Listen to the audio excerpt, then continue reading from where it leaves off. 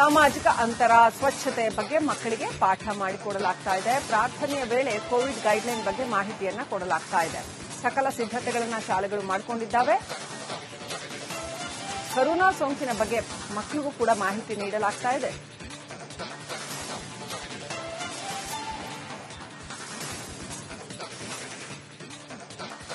ನಮ್ಮ ಜೊತೆ ಈಗ HM ಇದ್ದಾರೆ, ವಿಜಯ ಮೇಡಮ್ ಅವ್ರು ಮಾತಾಡಿಸ್ತೀನಿ. ಮೇಡಮ್, ಈಗ ಶಿಕ್ಷಣ ಇಲಾಖೆ ಮಾರ್ಗಸೂಚಿ ಸಹ ನೀಡಿದೆ, ನೀವು ಸಹ ಮಕ್ಕಳಿಗೆ ತಿಳಿಸಿದ್ರ, ಯಾವ ರೀತಿ ಜಾಗೃತಿ ವಹಿಸಿದ್ರೆ ಮೇಡಮ್ ಸ್ಕೂಲ್ಗಳಲ್ಲಿ ಅಂತ? ಈಗ ಶಾಲೆನಲ್ಲಿ ಮೊದಲಿಗೆ ಸ್ವಚ್ಛತೆಗೆ ಹೆಚ್ಚು ಗಮನ ಕೊಡ್ತೀವಿ.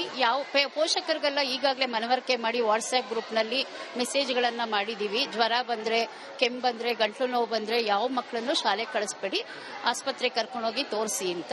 ಹಾಗೆ ನಾವು ಶಾಲೆನಲ್ಲೂ ಮಕ್ಕಳಿಗೆ ಜ್ವರ ಬಂದ ತಕ್ಷಣ ಪೋಷಕರಿಗೆ ಫೋನ್ ಮಾಡಿ ಹಿಂಗಿದೆ ಕರೋನಾ ಹಬ್ಬತಾ ಇದೆ ಅಂತ ಹೇಳ್ಬಿಟ್ಟು ಅವೇರ್ನೆಸ್ ಅನ್ನ ಕೊಡ್ತಾ ಇದ್ದೀವಿ. ಶಿಕ್ಷಣ ಇಲಾಖೆ ಯಾವಾಗ ಗೈಡ್ಲೈನ್ಸ್ ಕೊಟ್ಟು?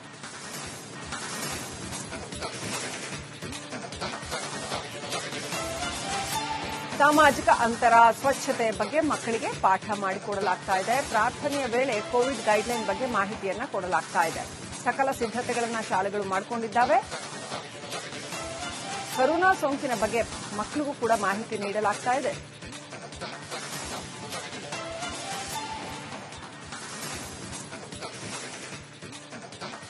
ನಮ್ಮ ಜೊತೆ ಈಗ HM ಇದ್ದಾರೆ, ವಿಜಯ ಮೇಡಮ್ ಅವ್ರು ಮಾತಾಡಿಸ್ತೀನಿ.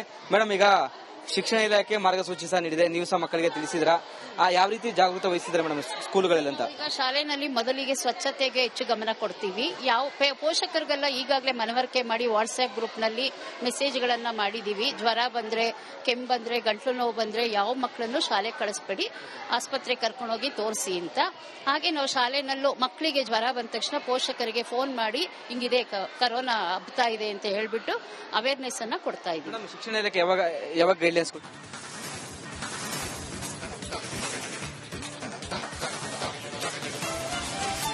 ಸಾಮಾಜಿಕ ಅಂತರ ಸ್ವಚ್ಛತೆ ಬಗ್ಗೆ ಮಕ್ಕಳಿಗೆ ಪಾಠ ಮಾಡಿಕೊಡಲಾಗ್ತಾ ಇದೆ. ಪ್ರಾರ್ಥನೆಯ ವೇಳೆ ಕೋವಿಡ್ ಗೈಡ್ಲೈನ್ ಬಗ್ಗೆ ಮಾಹಿತಿಯನ್ನ ಕೊಡಲಾಗ್ತಾ ಇದೆ. ಸಕಲ ಸಿದ್ಧತೆಗಳನ್ನು ಶಾಲೆಗಳು ಮಾಡಿಕೊಂಡಿದ್ದಾವೆ. ಕೊರೋನಾ ಸೋಂಕಿನ ಬಗ್ಗೆ ಮಕ್ಕಳಿಗೂ ಕೂಡ ಮಾಹಿತಿ ನೀಡಲಾಗ್ತಾ ಇದೆ.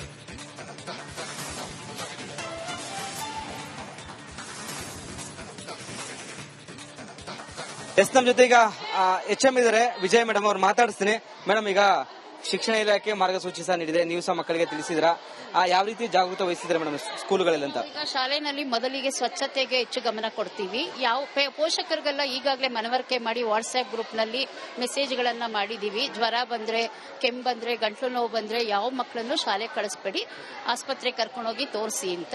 ಹಾಗೆ ನಾವು ಶಾಲೆನಲ್ಲೂ ಮಕ್ಕಳಿಗೆ ಜ್ವರ ಬಂದ ತಕ್ಷಣ ಪೋಷಕರಿಗೆ ಫೋನ್ ಮಾಡಿ ಹಿಂಗಿದೆ ಕರೋನಾ ಹಬ್ಬತಾ ಇದೆ ಅಂತ ಹೇಳ್ಬಿಟ್ಟು ಅವೇರ್ನೆಸ್ ಅನ್ನ ಕೊಡ್ತಾ ಇದ್ದೀವಿ. ಶಿಕ್ಷಣ ಇಲಾಖೆ ಯಾವಾಗ ಗೈಡ್ಲೈನ್ಸ್ ಕೊಟ್ಟು?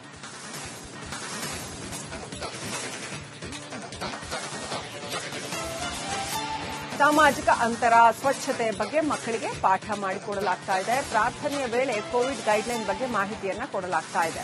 ಸಕಲ ಸಿದ್ಧತೆಗಳನ್ನು ಶಾಲೆಗಳು ಮಾಡಿಕೊಂಡಿದ್ದಾವೆ. ಕೊರೋನಾ ಸೋಂಕಿನ ಬಗ್ಗೆ ಮಕ್ಕಳಿಗೂ ಕೂಡ ಮಾಹಿತಿ ನೀಡಲಾಗ್ತಾ ಇದೆ.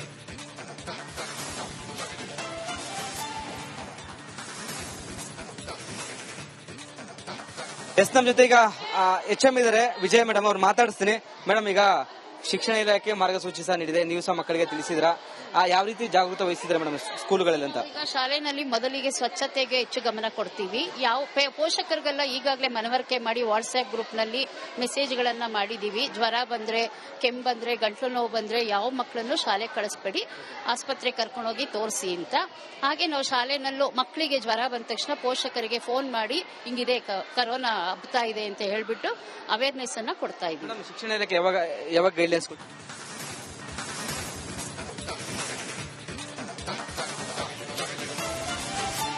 ಸಾಮಾಜಿಕ ಅಂತರ ಸ್ವಚ್ಛತೆ ಬಗ್ಗೆ ಮಕ್ಕಳಿಗೆ ಪಾಠ ಮಾಡಿಕೊಡಲಾಗ್ತಾ ಇದೆ. ಪ್ರಾರ್ಥನೆಯ ವೇಳೆ ಕೋವಿಡ್ ಗೈಡ್ಲೈನ್ ಬಗ್ಗೆ ಮಾಹಿತಿಯನ್ನ ಕೊಡಲಾಗ್ತಾ ಇದೆ.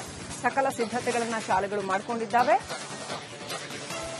ಕೊರೋನಾ ಸೋಂಕಿನ ಬಗ್ಗೆ ಮಕ್ಕಳಿಗೂ ಕೂಡ ಮಾಹಿತಿ ನೀಡಲಾಗ್ತಾ ಇದೆ.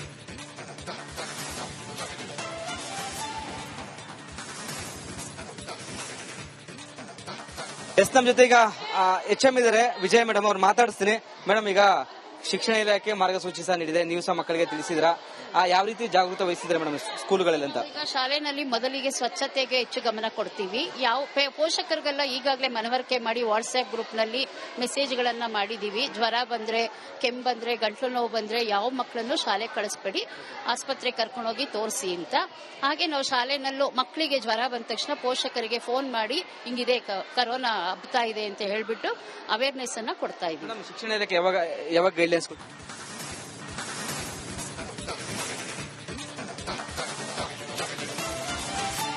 ಸಾಮಾಜಿಕ ಅಂತರ, ಸ್ವಚ್ಛತೆ ಬಗ್ಗೆ ಮಕ್ಕಳಿಗೆ ಪಾಠ ಮಾಡಿಕೊಡಲಾಗ್ತಾ ಇದೆ. ಪ್ರಾರ್ಥನೆಯ ವೇಳೆ ಕೋವಿಡ್ ಗೈಡ್ಲೈನ್ ಬಗ್ಗೆ ಮಾಹಿತಿಯನ್ನ ಕೊಡಲಾಗ್ತಾ ಇದೆ.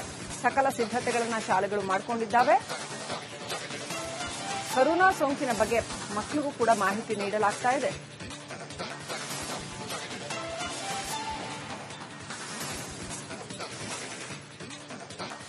ನಮ್ಮ ಜೊತೆ ಈಗ HM ಇದ್ದಾರೆ, ವಿಜಯ್ ಮೇಡಮ್ ಅವ್ರು ಮಾತಾಡಿಸ್ತೀನಿ.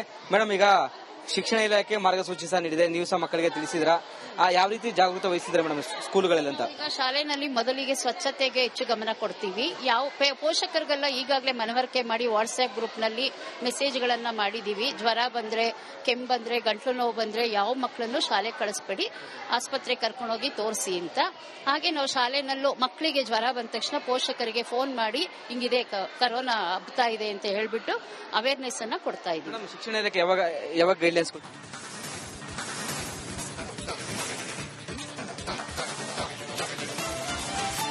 ಸಾಮಾಜಿಕ ಅಂತರ, ಸ್ವಚ್ಛತೆ ಬಗ್ಗೆ ಮಕ್ಕಳಿಗೆ ಪಾಠ ಮಾಡಿಕೊಡಲಾಗ್ತಾ ಇದೆ. ಪ್ರಾರ್ಥನೆಯ ವೇಳೆ ಕೋವಿಡ್ ಗೈಡ್ಲೈನ್ ಬಗ್ಗೆ ಮಾಹಿತಿಯನ್ನ ಕೊಡಲಾಗ್ತಾ ಇದೆ.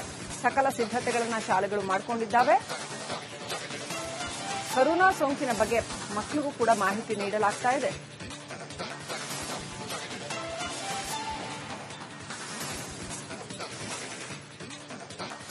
ನಮ್ಮ ಜೊತೆ ಈಗ HM ಇದ್ದಾರೆ, ವಿಜಯ್ ಮೇಡಮ್ ಅವ್ರು ಮಾತಾಡಿಸ್ತೀನಿ. ಮೇಡಮ್, ಈಗ ಶಿಕ್ಷಣ ಇಲಾಖೆ ಮಾರ್ಗಸೂಚಿ ಸಹ ನೀಡಿದೆ, ನೀವು ಸಹ ಮಕ್ಕಳಿಗೆ ತಿಳಿಸಿದ್ರ, ಯಾವ ರೀತಿ ಜಾಗೃತಿ ವಹಿಸಿದ್ರೆ ಮೇಡಮ್ ಸ್ಕೂಲ್ಗಳಲ್ಲಿ ಅಂತ? ಈಗ ಶಾಲೆನಲ್ಲಿ ಮೊದಲಿಗೆ ಸ್ವಚ್ಛತೆಗೆ ಹೆಚ್ಚು ಗಮನ ಕೊಡ್ತೀವಿ. ಪೋಷಕರಿಗೆಲ್ಲ ಈಗಾಗಲೇ ಮನವರಿಕೆ ಮಾಡಿ ವಾಟ್ಸ್ಆಪ್ ಗ್ರೂಪ್ ನಲ್ಲಿ ಮೆಸೇಜ್ಗಳನ್ನ ಮಾಡಿದೀವಿ. ಜ್ವರ ಬಂದ್ರೆ, ಕೆಮ್ಮು ಬಂದ್ರೆ, ಗಂಟ್ಲು ನೋವು ಬಂದ್ರೆ ಯಾವ ಮಕ್ಕಳನ್ನು ಶಾಲೆ ಕಳಿಸ್ಬೇಡಿ, ಆಸ್ಪತ್ರೆ ಕರ್ಕೊಂಡೋಗಿ ತೋರಿಸಿ ಅಂತ.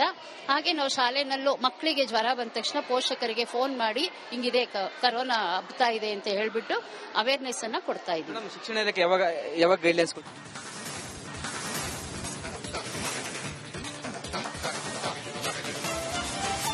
ಸಾಮಾಜಿಕ ಅಂತರ, ಸ್ವಚ್ಛತೆ ಬಗ್ಗೆ ಮಕ್ಕಳಿಗೆ ಪಾಠ ಮಾಡಿಕೊಡಲಾಗ್ತಾ ಇದೆ. ಪ್ರಾರ್ಥನೆಯ ವೇಳೆ ಕೋವಿಡ್ ಗೈಡ್ಲೈನ್ ಬಗ್ಗೆ ಮಾಹಿತಿಯನ್ನ ಕೊಡಲಾಗ್ತಾ ಇದೆ. ಸಕಲ ಸಿದ್ಧತೆಗಳನ್ನ ಶಾಲೆಗಳು ಮಾಡಿಕೊಂಡಿದ್ದಾವೆ.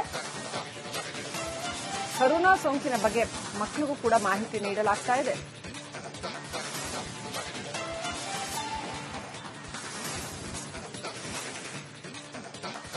ನಮ್ಮ ಜೊತೆ ಈಗ HM ಇದ್ದಾರೆ, ವಿಜಯ್ ಮೇಡಮ್ ಅವ್ರು ಮಾತಾಡಿಸ್ತೀನಿ.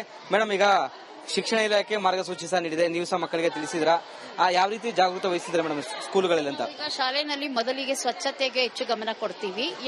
ಪೋಷಕರಿಗೆಲ್ಲ ಈಗಾಗಲೇ ಮನವರಿಕೆ ಮಾಡಿ ವಾಟ್ಸ್ಆಪ್ ಗ್ರೂಪ್ ನಲ್ಲಿ ಮೆಸೇಜ್ಗಳನ್ನ ಮಾಡಿದೀವಿ. ಜ್ವರ ಬಂದ್ರೆ, ಕೆಮ್ಮು ಬಂದ್ರೆ, ಗಂಟ್ಲು ನೋವು ಬಂದ್ರೆ ಯಾವ ಮಕ್ಕಳನ್ನು ಶಾಲೆ ಕಳಿಸ್ಬೇಡಿ, ಆಸ್ಪತ್ರೆ ಕರ್ಕೊಂಡೋಗಿ ತೋರಿಸಿ ಅಂತ. ಹಾಗೆ ನಾವು ಶಾಲೆನಲ್ಲೂ ಮಕ್ಕಳಿಗೆ ಜ್ವರ ಬಂದ ತಕ್ಷಣ ಪೋಷಕರಿಗೆ ಫೋನ್ ಮಾಡಿ ಹಿಂಗಿದೆ ಕರೋನಾ ಹಬ್ತಾ ಇದೆ ಅಂತ ಹೇಳ್ಬಿಟ್ಟು ಅವೇರ್ನೆಸ್ ಅನ್ನ ಕೊಡ್ತಾ ಇದ್ದೀವಿ. ಶಿಕ್ಷಣ ಇಲಾಖೆ ಯಾವಾಗ ಗೈಡ್ಲೈನ್ಸ್